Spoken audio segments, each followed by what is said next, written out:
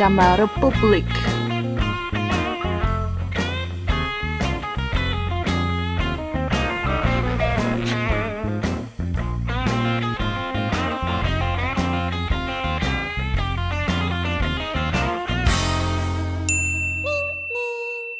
Halo teman-teman, welcome to my channel. Saya Nining, asli Beijing, Tiongkok. Hari ini adalah hari keempat perjalanan Nining di kota Wuzhen di provinsi Zhejiang di Tiongkok Timur. Di belakang saya ini adalah satu tempat instagramable di bagian barat, yaitu namanya Xizha di Wuzhen. Nah, di Wuzhen ada beberapa bagian, dan bagian barat ini adalah satu tempat yang paling direkomendasi sebagai objek wisata. Nah, di sini adalah satu tempat untuk membuat kain batik style Tiongkok. Nah, sekarang ada banyak gadis ya lagi fotoin di sini. Teman-teman, hari ini gerimis, suhunya berubahnya besar sekali. Kemarin panas banget, 30 derajat Celcius. Nah, tapi hari ini langsung anjlok 10 derajat Celcius. Jadi hari ini maksimalnya hanya 20. Dan di sini ada warna lain, warna merah, warna kuning, warna hijau. Nah, ini adalah satu objek wisata yang instagramable. Nah, jadi teman-teman, hari ini ya perjalanan saya bebas. Hanya pada malamnya ada satu teater harus dinonton, tetapi siang harinya bebas. Dan ini mau jalan-jalan di kota kuno Wuzhen ya, di Xizha ini bagian barat ini. Dan kemarin dalam 3 hari sebelumnya ini lebih fokus pada festival teater Wuzhen. Jadi melaporkan banyak acara yang menarik, yang spesial musiman di Wuzhen. Tapi sebenarnya kalau pada musim yang lain ke sini di luar waktunya festival teater Wuzhen masih ada banyak tempatnya patut dikunjungi. Di sini sangat santai sekali kalau jalan-jalan di sini. Nah, jadi hari ini saya mau jalan-jalan aja, bawa Anda lihat-lihat ada apa yang boleh dikunjungi. Ini adalah iklannya, satu teater atau satu drama yang akan saya nonton pada malam nanti ya. Nah, di sini ada satu kolam, banyak bunga teratai, tapi sekarang bukan musimnya, hanya daunnya saja. Bunganya pada bulan Juni dan Juli akan mekar, teman-teman. Wow, ramai sekali di sini. Wuzhen adalah satu kota yang sudah bersejarah 1300 sebagai satu kota kecil. Tetapi sebelumnya di sini sudah ada juga ada penghuni di sini. Sudah bersejarahnya ribuan tahun. Nah, sampai sekarang masih tersimpan banyak bangunan yang dulu dibangun pada dinasti Ming dan dinasti Qing. Sudah lama sekali, tapi kebanyakannya sudah diperbaiki lagi zaman sekarang karena mau diubah menjadi objek wisata. Harus aman, kokoh, bersih. Nah, di sini ciri khasnya adalah bangunan dibangun di atas air. Nah, jadi disebut sebagai kampung terakhir di Tiongkok, di mana orang tidur dengan bandalnya yang letak di atas air. Teman-teman, kita sudah sampai ke satu objek wisata kecil. Yang berikutnya adalah satu museum mengenai adat istiadat pernikahan. Nah, wow, di sini juga sediakan hanfu, bisa sewa hanfu di sini dan ambil foto di sini. Nah, yang hanfu ini semuanya kelihatannya sangat warnanya sangat terang dan gembira itu karena ini temanya adalah hal yang bahagia adalah pernikahan.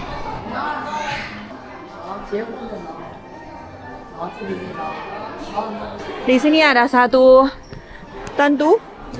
Coba ya, boleh nggak? Tidak tahu, coba. Teman-teman bisa menghayati. Wow, Orang Tiongkok sangat suka warna merah. Merasa warna merah adalah warna kebahagiaan, bisa membawakan mendatangkan banyak rezeki. Nah, jadi waktu menikah pasti memilih warna merah.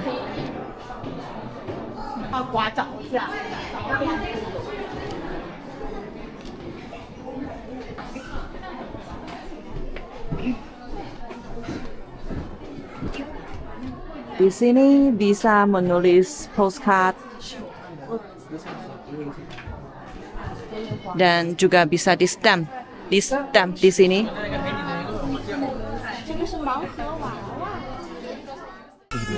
Oh, ini hujan. Hari ini adalah hari Sabtu, ya akhir minggu.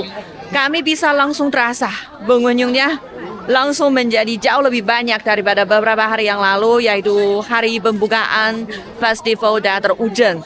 Hari ini lebih ramai lagi, bawa anak, bawa orang tua ke sini.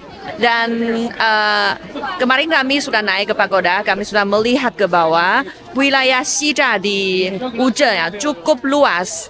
Dia ada banyak bangunan, banyak sungai yang saling bertemu. Total panjangnya semua sungai itu totalnya 9.000 meter. Dan di Hujan ada banyak seperti ini. Jembatan batu totalnya terdapat 72 buah. Adalah yang paling banyak di kota kuno kecil di objek wisata di Tiongkok. Nah, cara berkunjung di Xija, di Hujan ini ada dua. Salah satunya adalah bisa melalui jalur di sungai, jalur air. Nah, bisa naik perahu yang seperti kemarin. Dan juga bisa jalan kaki menurut jalan yang terbuat dari batu yang besar ini, yang sudah kuno ini. Dari barat ke timur, total panjangnya 1,8 km. Nah, di sebelah kiri dan kanan ada banyak restoran atau toko, kafe, atau pub, ada museum yang kecil. Teman-teman coba melihat bangunan di sini ya. Ini bangunannya dibangun di atas air sebenarnya. Dia basisnya, dia fondasinya, tiangnya itu sudah dimasukin ke dalam airnya. Nah, jadi tempat ini disebut sebagai kampung terakhir yang dibangun di atas air. Dan hal yang lebih menarik itu adalah pada zaman sekarang di sini pasti akan dipasang AC kan di dalam kamarnya biar menyediakan layanan yang lebih bagus. Dan coba lihat ini ada mesin di luarnya, mesin AC di luarnya juga biasanya dipasang di sini di bawah pagon nih. Jadi biasanya dipasang di tempat itu biar kalau kelihatannya tempat ini bangunannya kelihatannya bagus, tidak ada banyak mesin yang tergantung di luar ya. Tetapi kalau airnya naik gimana? Nah, ini adalah pertanyaan yang saya juga pernah nanya kepada orang lokal. Mereka bilang semua objek wisata ini di Xija, di Hujan, ini adalah dikelola oleh satu perusahaan kan, perusahaan yang didirikan oleh Bapak Chen Xiaohong. Mereka ada satu peraturan, mereka akan kontrol ketinggiannya air ini. Biar airnya tidak boleh naik lebih tinggi daripada mesin AC di sini. Jadi luar biasa pengelolaannya. Teman-teman, kita memasuki satu museum lagi. Pada zaman dulu ya di Tiongkok ada satu peraturan yang kurang bagus, yaitu pada zaman feodal untuk mencegah wanita berjalan ke tempat yang lebih jauh. Jadi untuk mengekang mereka, untuk mengontrol mereka, biar mereka tidak boleh bebas kemana-mana, kakinya akan dibikin menjadi sangat kecil. Caranya adalah sebenarnya tulang di kakinya sudah patah dan diikat. Nah, lelaki di sana lagi merokok opium, candu ya, dan perempuan waktu itu harus ikat kakinya, harus karena tulangnya sudah patah, jadi harus diikat baru bisa memakai sepatu. Dan coba lihat Ini sepatunya ini. Sepatunya kecil sekali teman-teman. Dan kapan wanita harus ikat kakinya? Biar kakinya tidak bertumbuh sejak dia masih kecil, masih belum jadi dewasa. Di sini dipamerkan masih anak kecil sudah mulai diikat oleh ibunya, neneknya. Putri dari keluarga yang lebih punya statusnya tinggi atau lebih kaya itu, dia harus diikat. Tetapi kalau dia adalah bekerja, dia adalah penyusu. Misalnya ini, dia kakinya besar, dia tidak usah ikat. Karena kalau diikat, dia nggak bisa bekerja kan, dia sakit kan, nggak bisa jalan. Nah,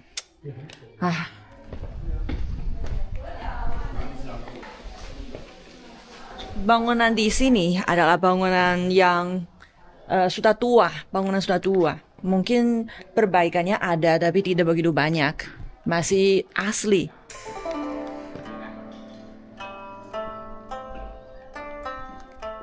Teman-teman, kalau maju ke dalamnya, di sini ada satu gedung pameran. Ada semuanya sepatu yang dipakai oleh wanita yang sudah diikat kakinya. Jadi kakinya menjadi sangat kecil sekali ya, hampir separuh dari kaki yang normal atau 2/3 besarnya kaki normal. Misalnya kami lihat, ini adalah yang terbuat dari kulit. Ini sulam ya, sutra. Ini kulit juga. Wah, ini adalah pertama kali ini melihat dengan tegak.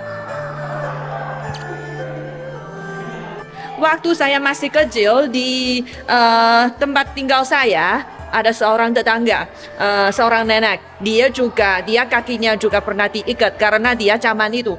Dan dia sama sekali tidak mau dikasih orang kakinya gimana itu. Dan saya juga tidak berani ya melihat langsung kakinya, sepatunya. Nah, jadi ini adalah kali yang pertama saya melihat sepatunya, teman-teman. Selain gambar. Coba lihat, ini kecil sekali, teman-teman.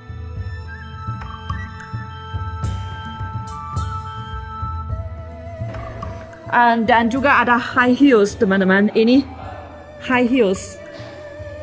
Wah, teman-teman. Di sebelah sini ada yang seperti ini, stylenya beda. Tinggi di dalam. Oh, tidak. Oh, tidak tinggi. Wow. Kelihatannya cantik, tapi bisa terasa bagaimana sakitnya. Oh, ada sandal. Ini pada musim yang berbeda, teman-teman. Ini musim dingin, harus lebih tebal. Ini harus lebih tebal. Dan musim gugur sudah lebih tipis sedikit. Dan ini musim panas. Musim panasnya seperti ini. Dan ini musim semi. Seminya hampir setebal musim gugur. Wah, teman-teman, waktu baru diikat pasti sakit sekali, tapi lama-lamaan sudah terbiasa.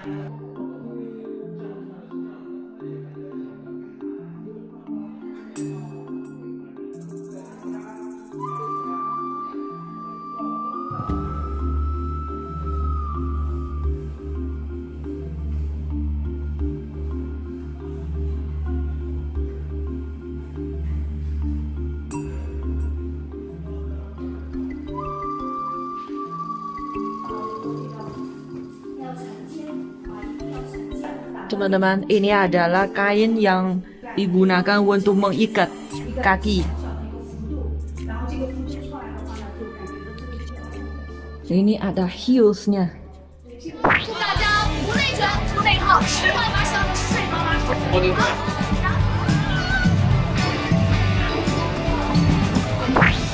Teman-teman, ini adalah China Post. Satu kantornya China Post, pos di Wuzhen. Nah, di sini juga menjadi satu tempat Instagramable. Banyak orang ke sini dan kirimkan postcard, kartu pos ke temannya lewat sini. Perangkok. Wah. masukin surat. Waktu itu postman mereka kirimkan surat dengan naik sepeda. Dan kemudian pakai mobil, dan sekarang pakai pesawat terbang. Ayo kita masuk di dalamnya. Ada satu museum kecil mengenai sejarah pos di Wuzhen. Ini adalah kantor pos zaman dulu. Nah, kalau orangnya sudah masuk, ini lemarinya tinggi sekali ya, setinggi sampai leher saya. Nah, kalau ada suratnya, ini bisa masuk lewat sini. Cama ini cama apa? Cama Republik. Ya, cama Republik setelah dinasti Qing digulingkan. Dan di sini ada banyak lemari. Ada lemarinya, taruh barang-barang yang diperlukan, dan orang yang kerja duduk di sana, teman-teman.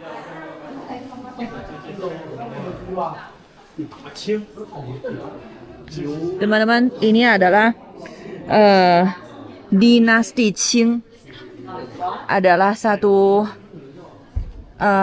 peda di bidang pos di Tiongkok. Nah, kayaknya Beijing di sekitar sini. Dan ini adalah provinsi Zhejiang zaman itu, dan Wuzhen di sini ya.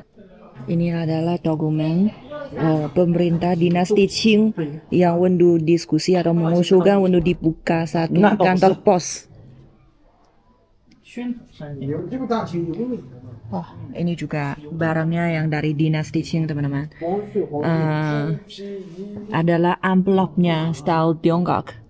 Ini adalah baju yang dipakai postman dinasti Qing waktu itu. Zaman Kaisar Qianlong. Nah, yang ini adalah amplopnya sudah dinasti Republik setelah dinasti Qing. Ini adalah peraturan pos. Nah, ini adalah kaos kaki, teman-teman. Ini adalah ikat betis, kainnya untuk ikat betis. Nah, sekarang berhubungan sudah menjadi satu hal yang sangat mudah ya. Kami lewat HP-nya sudah bisa berbuat semua hal. Sudah mau cari siapa, bisa langsung darinya. Kalau nggak tahu nomornya, bisa carinya di sosmed. Tapi pada zaman itu tidak. Nah, kemarin malam saya nonton satu drama yang di vlog sebelumnya itu adalah sepasang pacaran. Mereka terpisah dan kehilangan kontak karena waktu itu zamannya menulis surat. Nah, itu adalah zaman itu, tapi sekarang menjadi lebih gampang lagi. Jadi di kota Wuzhen, di daerah ini tidak pernah menjadi ibu kota. Nah, ini adalah satu kota kecil yang biasa. Di tempat ini, di Provinsi Zhejiang, kapan mulai ada layanan pos? Di sini ada penjelasannya, yaitu sejak zaman Kaisar Guangxu dinasti Qing baru mulai ada mengalami pos dinasti Qing, posnya Republik, zaman Republik, dan sampai sekarang adalah layanan posnya zaman sekarang ya, Republik Rakyat Tiongkok. Wah, teman-teman, ini adalah kayu, dan di sini juga ada meja dan lemarinya yang gaya kantor pos itu. Bisa urusin hal di sini, kirim paket. Kamar ini adalah kantor pos zaman dulu, dan sekarang diubah menjadi satu museum. Sampai di sini adalah kantor pos pada zaman Republik. Pada tahun 1914 ya, yaitu tahun ketiga zaman Republik. Nah, tingkatnya, levelnya kantor pos di Wuzhen sudah ditingkatkan sampai tingkat ke-3. Nah, kemudian berkembang lagi sampai tahun 1935 ditingkat lagi menjadi tingkat 2. Nah, dan juga waktu itu ya, karena di sini adalah kampung air, makanya banyak surat, paket, lain sebagainya itu dikirim melalui jalur di atas air. Di sini dipamerkan beberapa surat yang penting yang pernah dikirim melalui kantor pos di Wuzhen ini. Nah, dan ini adalah lampu yang menggunakan minyak waktu itu, dan bel. Ini adalah timbang. Dan ini adalah stamp. Wow. Berbagai jenis barangnya waktu itu. Zaman Republik. Dan sampai terakhir ini dipamerkan persetujuan pertukaran pos internasional Stockholm. Ini adalah dokumennya. Ini juga surat dan persetujuannya. Ini adalah persetujuan mengenai pertukaran bakat pada tahun ke-13 zaman Republik. Dan ini adalah pedoman pos di Hong Kong. Hong Kong Postal Guide tahun 1904. Berbagai jenisnya ya teman-teman. Dokumen-dokumen yang penting dipamerkan di sini. Oke, kita lanjutin ke tempat objek wisata yang berikutnya. Ada apa lagi? Saya jalan ke sini tidak bisa lewat. Kenapa?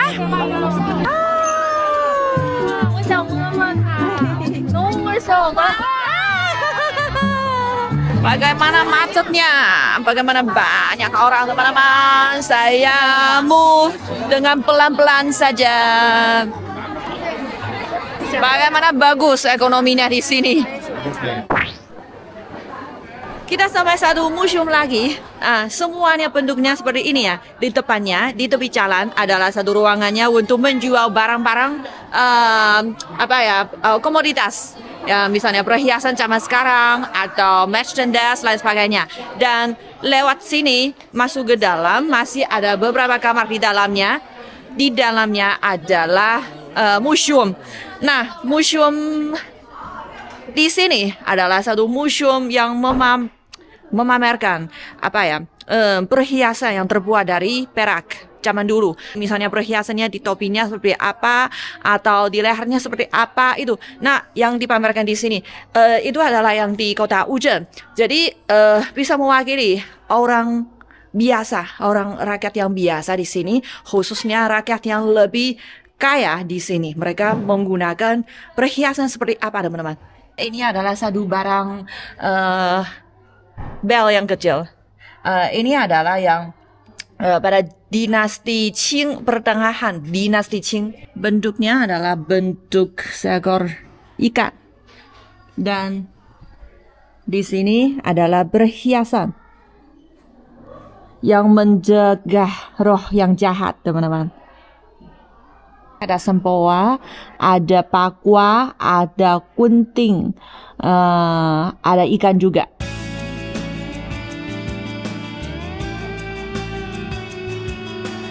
Berikutnya juga ada earrings, perhiasan earrings bentuk naga. Tapi ini terbuat dari emas. Yang dipamerkan di wilayah ini dan sebelah sini adalah perhiasan yang terbuat dari perak yang digunakan di atas topi, di depan topi. Bentuknya berbagai macamnya. Wow, tapi semuanya punya makna yang positif, yang baik. Dan ini sampai zaman Republik ya, sudah lebih kecil ini.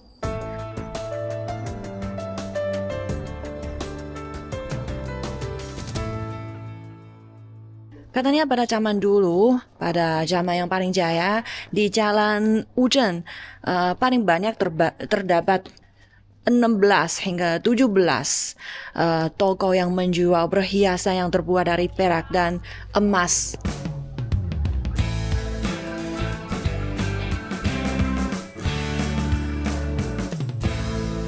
Nah, Wu Zhen juga pernah mengalami beberapa kali jaya dan juga miskin, kaya dan miskin.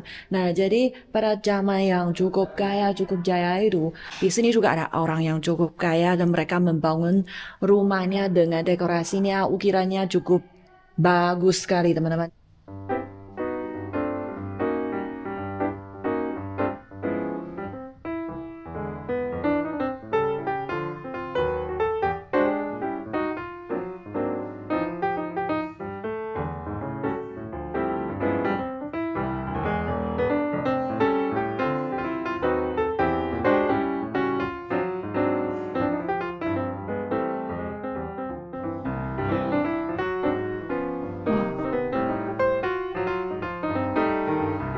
Sampai di paling bawah masih ada ukiran.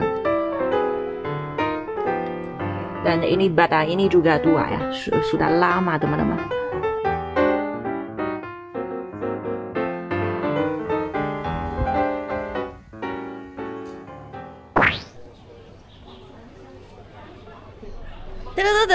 Katanya di sini ada satu teater air. Bilangnya teater air ini dia luas pembangunannya 22.000 meter persegi dan pentasnya sekitar 7.000 meter persegi. Ayo, mari kita melihat seperti apa itu.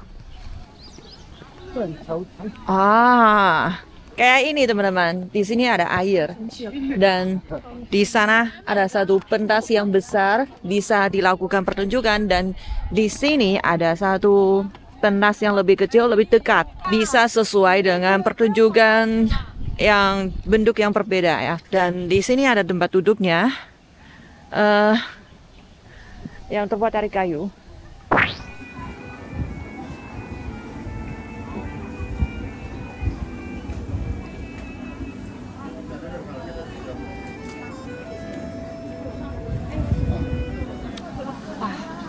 Istirahat sebentar teman-teman.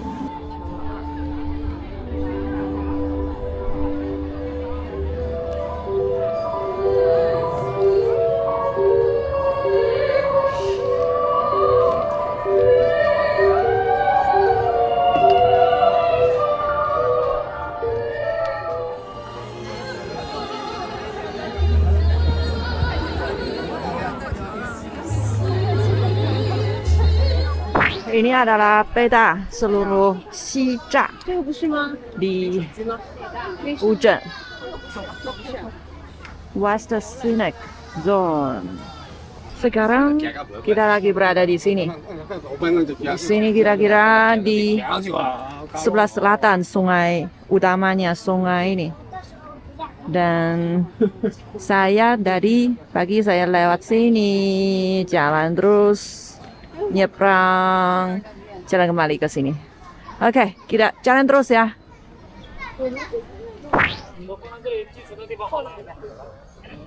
Teman-teman, di sini ada satu gedung memorial untuk memperingati seorang bapak penulis kontemporer yang terkenal di Tiongkok, Bapak Mao Dun. Seperti kemarin saya memperkenalkan, Bapak ada satu penghargaan kesastraan di Tiongkok memakai namanya Bapak Mao Dun, yaitu Mao Dun Wenxue Jiang, hadiah penghargaan Mao Dun. Nah, di sini gedungnya cukup besar, dipamerkan semua mengenai Bapak Mao Dun.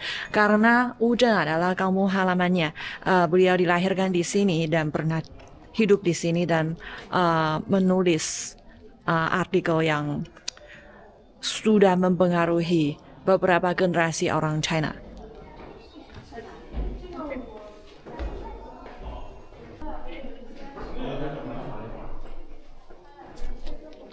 Bapak Mao Dun tidak hanya seorang penulis saja, beliau juga seorang penerjemah yang patut dihargai. Ini adalah koleksi buku-buku dari Bapak Mao Dun. Ada essay, ada novel, ada thesis, ada surat, ada catatan sehari-hari. Ini adalah zaman tua Bapak Mao Dun.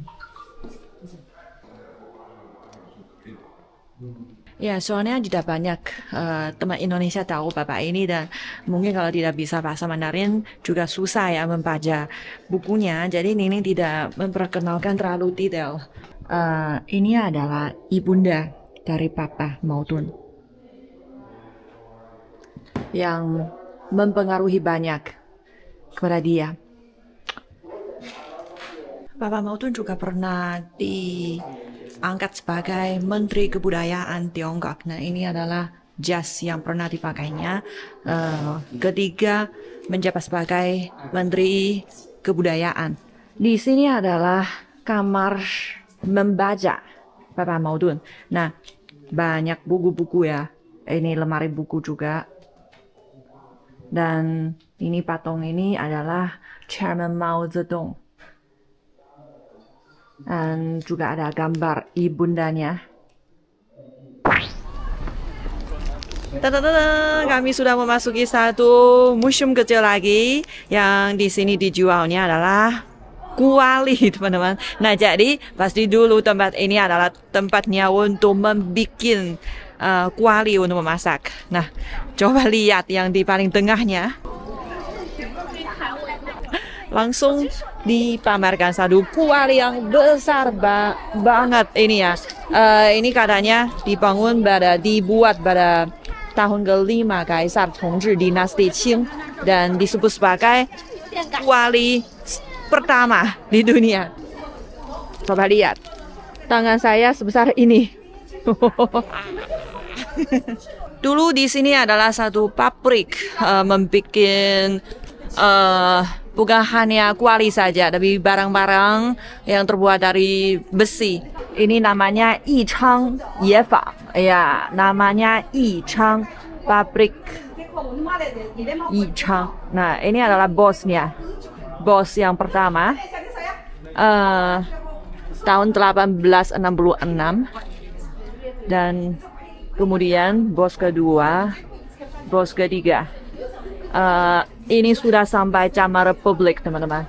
Dan kemudian ada beberapa bos lagi.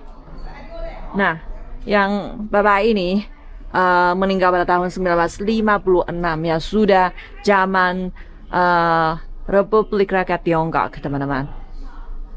Nah, ini adalah penerusnya. Mereka mau foto barengan di depan kuali yang dibikin oleh leluhur mereka, teman-teman. Nah, di sini ada satu legenda dewa dapur, dewa kompor, teman-teman. Memasuki ke semakin dalam lagi, di sini dipamerkan barang-barang yang dibutuhkan untuk membuat satu kuali besi. Nah, zaman dulu. Wah, menarik sekali, teman-teman. Katanya yang kuali yang dibikin di sini sudah dijual kepada luar provinsi. Ini adalah kompornya. Dan ya sama ya tanurnya ya. Ini model acuan. Wow. Dan di sini oke. Lanjut.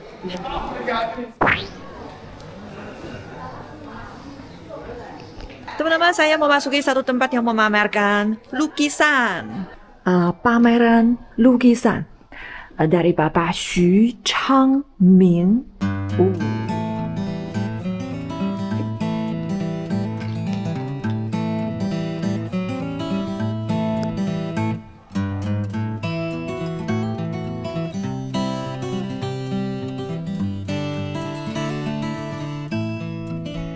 Teman-teman, ini adalah Bapak Xu Changming.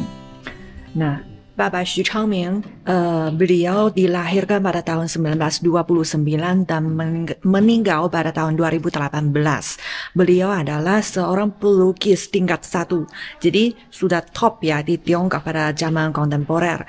Nah, di sini dikumpulin banyak lukisan dari Bapak Xu Changming dan juga ada yang dari orang lain tapi direkomendasi oleh Bapak Xu. Nah, ini adalah yang dilukis dari Bapak Xu. semua di sebagian ini adalah mengenai binatang, teman-teman. Dia dilahirkan di kota Wuzhen. Nah, ini adalah kampung halamannya. Nah, jadi di sini dibangun satu, bukan dibangun lah, karena bangunan ini adalah tua. Nah, bangunan ini dijadikan sebagai satu ruang pameran. Di wilayah ini bukan lukisannya dari Bapak Xu, tetapi juga ada ceritanya dengan Bapak Xu. Nah, coba kami lihat. Apa ini? Nah, mungkin Bapak yang lebih senior pasti kenal ya. Ini adalah gambarnya di bungkusan atau di kotak rokok, sigaret. Waktu beliau masih kecil, masih muda, dia bilang di tetangganya, di tetangga rumahnya ada satu stand yang kecil yang menjual sigaret atau rokok. Dia setiap hari dia nunggu di sana, minta dikasih bekas bungkusannya atau bekas kotaknya dari sigaret itu, dan dia khusus mau minta gambar di dalamnya, dan dia justru melukis menurut gambar di sigaret itu. Lama-lamaan dia sudah pinter melukis. Nah, ini adalah ceritanya. Dan Bapak Xu juga dia hobinya juga koleksi gambar-gambar ini di kotak sigaret itu. Dan dia ini adalah satu seri dan satu seri lagi. Misalnya ini mengenai seragamnya Angkatan Laut. Dan di sampingnya adalah kepala orang India. Di dalamnya masih ada banyak ya. Koleksinya banyak sekali, teman-teman. Ini adalah peribahasa di timur. Ini, wah, gambarnya menarik ya, teman-teman.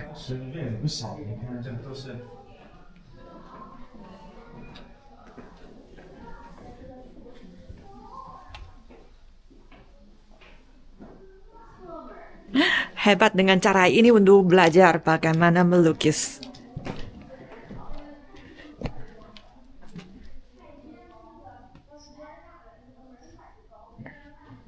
Wah, mobil dan pesawat terbang. Rugby.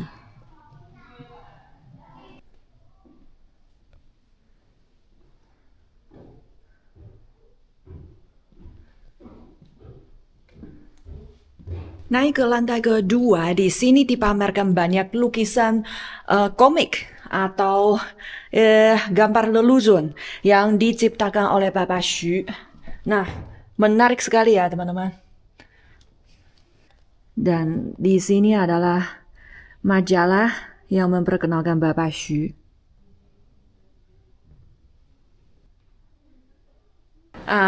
Rumah ini juga dimiliki keluarga marga Xu. Nah, marganya Bapak Xu Changming. Oke. Teman-teman, kami pindah ya ke satu toko yang berciri khas juga. Di sini adalah satu toko, atau dulu adalah satu pabrik yang membuat pesta kedelai, dan juga termasuk kecap asin. Nah, yang semuanya yang terbuat dari kedelai, dan di sini adalah produknya. Bin, pesta bin, ya. Nah, ini adalah barangnya yang semuanya dibikin dengan tangan, handmade ini semuanya. Dan juga dibikin saus yang pedas itu. Nah, ini sudah bersejarah lama sekali, teman-teman. Sejak zaman dulu sudah ada, dan di belakangnya bisa dikunjungi adalah tempat membuat kecap asin atau pesta kedelai. Menarik ya. Wah, meskipun ini sederhana saja ya, ada tembayannya yang ditaruh di sana, dan ada penutupnya yang terbuat dari, saya rasa mungkin rotan atau bambu. Tetapi ini adalah pengalaman pertama pagi ini untuk melihat keadaan seperti ini. Nah, ini tempat ini khusus untuk jemur, sudah dibikin dan dijemur di sini. Katanya pabrik ini 360 meter persegi dan punya 200 tempayan. Bikin soy sauce. Namanya Xuchang Jiangyuan, Zhuangya de Xuchang Soy Sauce Workshop. Coba lihat di itu di atasnya ada tulisan adalah zamannya, tahunnya adalah tahun ke-9 Kaisar Xianfeng Dinasti Qing. Ini untuk dipamerkan saja. Wow, 有好像对 sudah capek sekali teman-teman, saya sudah keliling, sudah putar satu lingkaran. Oke teman-teman, laporan saya di museum-museum kecil di berbagai bidang di Wuzhen ini sampai di sini dulu ya. Pasti masih belum lengkap, masih ada banyak. Tapi sekarang sudah mulai gerimis sedikit, sudah mulai turun hujan yang kecil sedikit dan tidak cocok lagi untuk jalan di sini. Dan saya sudah capek banget. Nah, mau cari makan dan pulang hotel istirahat sebentar, dan pada malamnya akan menonton satu drama yang stylenya agak pionir ya, agak memimpin. Oke, dadah teman-teman, see you besok, masih ada vlog yang menarik. 就是本地的胡杨。